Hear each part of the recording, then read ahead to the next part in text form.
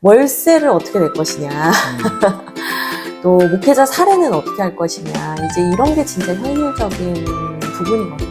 안녕하세요. 반갑습니다. 안녕하세요. 반갑습니다. 네, 곰돌이 부부학교 이제 벌써 1년 시리즈를 여러분들이 너무 많이 사랑해 주시는 거예요. 그러니까 주하길교회를 개척해가는 과정에 대해서 진짜 많은 분들이 궁금해 하셨구나, 그동안. 그래서 저희가 기도 편지도 보내드리고 하긴 하는데, 이제 좀 상세한 얘기를 들을 수 없다 보니까, 이번 벌써 1년 시리즈를 너무 많이 좋아해 주시고, 경청해 주셔서 너무 감사를 드립니다. 감사합니다. 감사합니다. 그래서 오늘 또 이어서 벌써 1년, 교회를 실제로 개척해보니 어땠는지 좀 리뷰 토크를 다시 이어가려고 합니다. 오늘 이제 세 번째 주제는요, 딱 네 글자로 표현할 수 있을 것 같은데요. 교회 운영입니다. 이 현실적인 교회 운영에 대해서 진짜 많이 고민을 할 수밖에 없어요. 사실은 개척교회가 다 그 부분 때문에 좀 많이 어렵잖아요, 목사님. 맞아요. 그리고 주변에서는 3년은 그냥 버티는 거다. 어떻게든 3년을 버텨야 기본적인 이제 생계나 뭐 여러 가지 기초적인 것들이 갖춰진다. 그런 이야기를 많이 하시는데, 저희도 개척을 해보니까 왜 그런 이야기를 하시는지를 좀 많이 알게 되는 것 같고요. 또 현실적으로 이렇게 재정을 관리해 보는 게 생각보다 이렇게 지출이 진짜 많더라고요. 작게 뭐 이런 여러 가지로 이렇게 들어가야 될 것들이 많다 보니까 생각지 못한 재정 사용들이 많았다. 그런데 그것을 또 줄일 수는 없는, 그러니까 반드시 필수 경비로 나가야 되는 부분들인데, 제가 생각해 보지 못했던 것들이 예상보다 많아서 교회를 실질적으로 운영해 가는 데 있어서는 많은 지혜가 좀 필요했다. 그걸 좀 배우는 시간이었다 할 수 있는 것 같아요. 그러니까 사실 저희가 이제 기성교회 안에 있을 때는 부서나 기관이나 위원회나 이렇게 예산을 받을 때 뭐 장소 사용료가 필요하지 않잖아요. 그러니까 오롯이 우리가 어떤 사역을 할 거냐, 이 연간 계획을 세워서 사역만 하시면 되는데, 개척교회는 월세를 어떻게 낼 것이냐, 또 목회자 사례는 어떻게 할 것이냐, 이제 이런 게 진짜 현실적인 부분이거든요. 그래서 어떤 이제 개척하시는 목사님들은 이중직이라고 하잖아요. 요즘에 일을 하시면서 교회 개척을 하시는 분들도 많아요. 그러니까 이제는 그게 막 부정될 수 없는 하나의 모델이 되어가고 있다라는 생각도 들어요. 그리고 실제로도 신학교 안에서도 요즘 이중직을 가르치거나 배울 수 있는 과정들이 또 생기더라고요. 근데 하지만 그러니까 이 부분에 대해서 현실적인 필요가 있다는 걸 너무나 알지만, 저희가 막상 개척을 해보니까 둘인데도 불구하고 둘이서 일주일 내내 풀타임 사역보다 더 열심히 올인을 해도 목회를 하는 게 쉽지가 않아요. 그러니까 내가 만약에 이중직을 한다고 하면은 정말 주일 예배 설교나 뭐 한두 가지 정도의 뭔가를 하는 것 외에는 사실 아무것도 할 수가 없다라고 보셔야 돼요. 그러니까 에너지가 나눠지니까 집중해서 교회 사역을 하기에는 쉽지 않은 것들이 많았다라는 걸 좀 경험하게 되는 것 같아요. 네, 맞아요. 그래서 저는 뭐 저희가 답이 아니고, 저희는 사실 목회에 올인을 했는데요. 그러다 보니까 사실 초반에는 저희 사례를 그냥 포기하고 지내기도 했었고, 또 많은 분들의 기도와 눈물 속에서 이렇게 진짜 주의 은혜로 왔는데, 결론은 이거는 이제 선택인 것 같아요. 네, 우리는 뭐 일을 하면서 목회를 하겠다, 뭐 아니면 저희처럼 올인을 하고 이제 목회에 3년, 최소 3년에서 5년 완전한 올인을 해보겠다, 뭐 이렇게 결정을 하시는 게 되게 중요한 것 같아요. 네, 그리고 이거는 좀 목회자의 어떤 목회 방향과도 좀 연결이 되는 것 같아요. 그래서 어떤 분들은 교회 재정적인 것들이 어렵기 때문에 한 3년 정도는 본인이 일을 하면서, 그러니까 교회에서 아예 재정적인 후원 없이 본인이 재정적인 것들을 감당하면서, 교회는 말 그대로 진짜 주일 예배만 하면서 그냥 어떻게 보면은 3년을 일단 지켜보는 듯한 느낌의 기초적인 사역만 감당하는 분들도 있고요. 그러니까 저희 부부처럼 오히려 올인을 해서 3년을 먼저 교회가 안정될 수 있는 어떤 여러 가지 조직이라든가 사역이라든가 예배의 어떤 폼들을 안정화시키는 것에 집중하는 것도 또 여러 가지 방법 중에 하나인 것 같고, 중요한 건 목회자가 어디에 우선순위를 두냐에 따라서 좀 선택하게 되는 것 같아요. 네, 맞아요. 그리고 저는 이제 처음에는 성도님들과 또 교회에 많은 부담을 드리고 싶지 않아서 저희 부부는 이제 최대한 이런 부분에서는 저희가 알아서 하겠습니다 하고 이제 시작을 했는데, 또 이제 교회라는 곳이 그래요. 뭐냐, 교회는 서로가 서로를 책임지는 공동체거든요. 그러니까 이 로마서에 있는 말씀처럼 우리가 영적인 것을 받았으니 육적인 것을 나누는 게 마땅하다라는 바울의 고백처럼, 목회자들이 우리 성도님들의 영혼과 신앙생활과 믿음에 대해서 풀타임으로 온전히 오롯이 수고하고 노력할 때, 또 성도님들은 이 목회자의 생계와 삶에 대해서 함께 책임져 가는 거, 이건 너무너무 중요한 교회의 저는 공동체적 원리라고 생각을 해요. 그리고 또 이거와 관련해서 또 요즘 헌금에 대해 부정적인 인식들이 많다 보니까, 그러니까 유튜브나 또 여러 가지 컨텐츠들을 보면 헌금을 강조하는 교회 가지 마세요. 11조 강조하는 교회는 나쁜 교회입니다. 안 해도 이런, 됩니다. 이렇게 얘기하죠. 또 영상들을 많이 보게 되는 것 같아요. 그런데 잘 생각해보면 아까 서 목사님이 말씀하신 것처럼 공동체라고 하는 건 상호 어떻게 보면 존중과 또 이제 생활에 대한 책임들, 그리고 서로가 서로를 지켜주는 그 고엘 제도라고 하는 그 이스라엘의 공동체가 가지고 있는 특징들이 어떻게 보면 한국 교회 안에 기본적으로는 이런 것들이 우리를 지켜주는 안전망이 되어야 교회가 더 건강해질 수 있지 않을까. 그렇죠. 목회자들이 그래야 계속해서 집중해서 또 마음을 다해서 사역을 할 수 있는데, 사실은 이제 그 부분에서 생계의 어떤 위협과 안정을 누리지 못하면 점점 더 이제 사역자들이 사라질 수밖에 없어요. 이미 벌써 신학대학교는 미달이 되기 시작을 했고, 그래서 이 부분이 저는 좀 많이 숙고가 되고 고민이 되어야 하는 부분인 것 같고,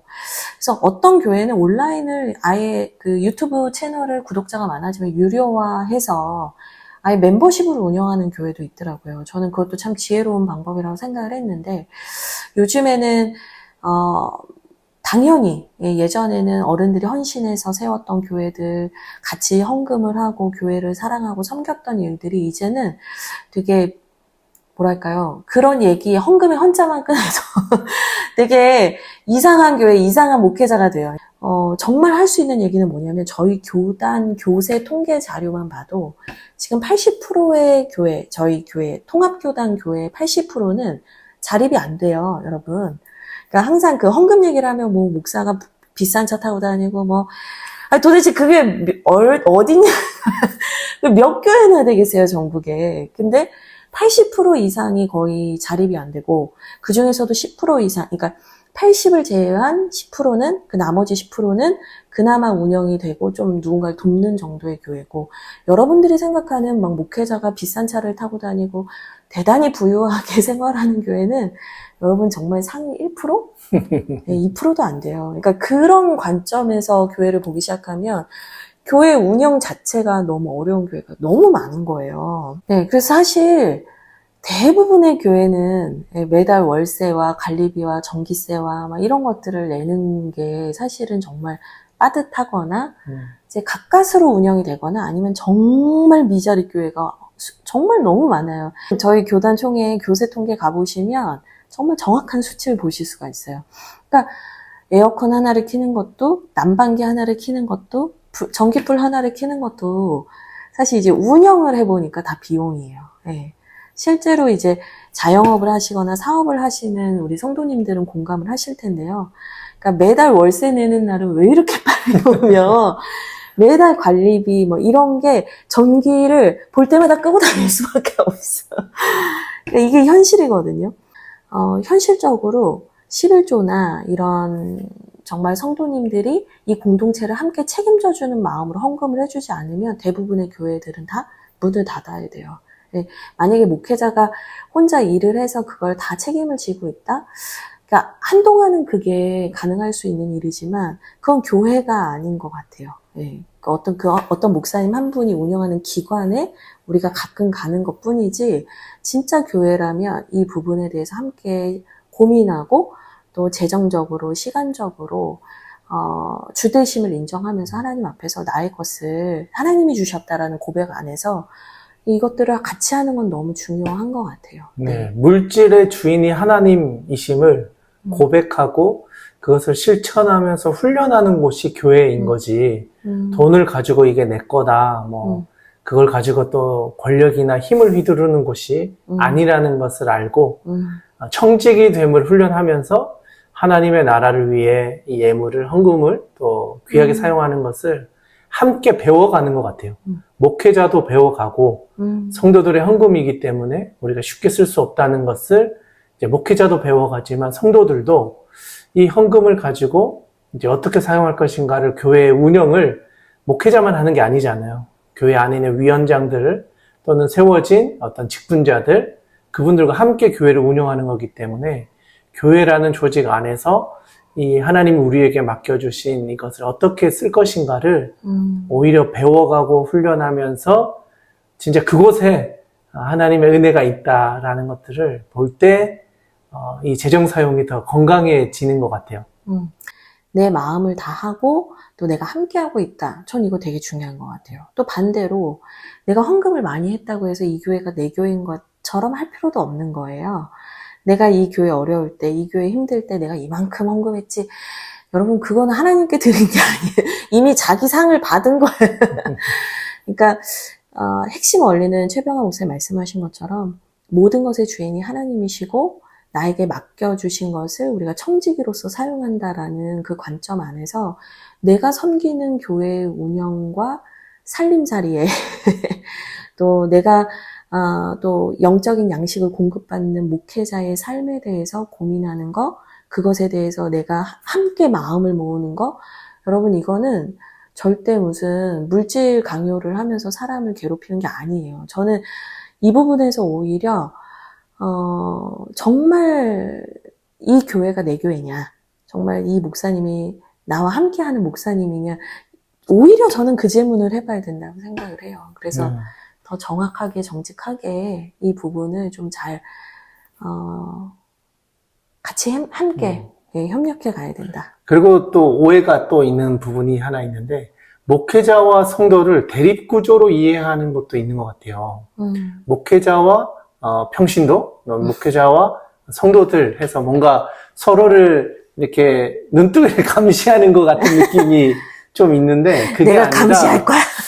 저는 오히려 협력을 해서 맞아요. 오히려 더 잘 사용할 수 있는 방법을, 지혜를 찾아가야지, 목회자가 잘못하는지 잘하는지를 성도들이 감시하고 내가 평가한다 네. 이렇게 생각하는 거는 아닌 것 같아요. 그래서 오히려 교회 공동체 안에서는 어떻게 우리가 이것을 지혜롭게 사용할 것인가를 배워가야 되는 것 같고, 그래서 평신도와 목사님들의 어떤 관계를 이렇게 어떤 계층으로 이해하든지 대립구조로 이해하든지 뭔가 서로를 지켜보면서 관리하고 또는 질책하는 관계가 아니라 진짜 어떻게 하면 초대교회 사도들과 집사님들처럼 어떻게 하면 우리 교회 안에 하나님의 말씀이 잘 전해질까, 또 그것을 우리가 어떻게 잘 배워서 하나님의 나라를 확장해 갈까, 우리 주변에 아직 믿지 못하는 사람들 우리가 어떻게 살리고 그 구원 사역을 위해 우리가 어떻게 해야 될까, 그렇기 위해서 재정 사용을 어떤 식으로 해야 될까에 대한 지혜를 모아가고